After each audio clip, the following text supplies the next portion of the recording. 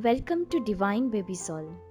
आज का जो प्रसंग है वो बहुत ही रसप्रद है और बहुत ही प्रेरणादायी है और ये एक सत्य घटना पर है, इसीलिए इस कहानी को अंत तक ज़रूर देखिए। 1883 में जॉन रॉबलिंग नाम का एक इंजीनियर को न्यूयॉर्क और लॉन्ग आइलैंड के बीच में एक ब्रिज बनाने का विचार आया। ज्यादातर लोगों ने उसके इस विचार को हंसी में उड़ा दिया।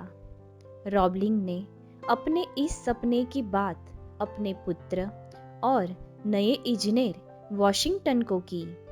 उसने उन दोनों को ये बात अच्छी और सही लगी। दोनों ने मिलके आयोजन किया। आने वाले शक्य अवरोधों को किस तरह से पार किया जाए उसका पक्का गणित और एनालिसिस किया। सभी तैयारी करके कामदारों की फौज को एक भगीरथ कार्य में शुरू कर दिया।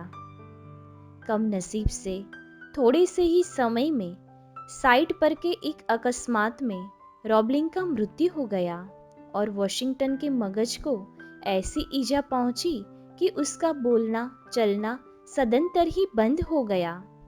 लोगों को उसके इस दौड़ ढापण भरे कार्य के लिए मन चाहा बोलना शुरू कर दिया। लोगों ने उसकी मजाक भी उड़ाई। अपने सपने को पूरा करने के लिए वॉशिंगटन अभी हिम्मत नहीं हारा था।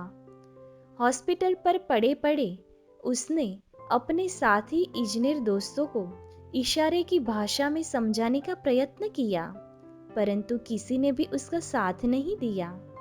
वॉशिंगटन का उत्साह अभी भी अकबंद था। एक बार उसको स्फुरना जगी और वो अपनी एक उंगली को हिला सकता था।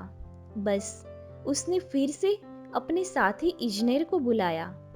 अपनी पत्नी के हाथ पर उंगली से संदेशा लिखने की सूचना दी। मूर्खामी से भरे इस नुस्खे पर उसने काम करना शुरू कर दिया। 13 साल बाद इस नुस्खे पर काम चला और सपने का जो ब्रिज तैयार हुआ वो था अमेरिका का प्रख्यात ब्रुकलिन ब्रिज। भयानक शारीरिक उणप को भी अतिक्रमी ने अशक्य को शक्य कर देने वाला अगर कोई जीवंत उदाहरण है तो वो है ब्रुकलिन ब्रिज। ये ब्रिज मानवी के दृढ़ संकल्प बल और खंत का प्रतीक है। संजोगों के सामने नहीं हारने की जीत एक इंसान को अपने सपनों में विश्वास, टीम वर्क और एक पत्नी का सतत 13 साल तक समर्पण अपने को संदेश देता है कि अशक्य लगते सपने भी दृढ़ संकल्प और खंत से साकार किए जा सकते हैं।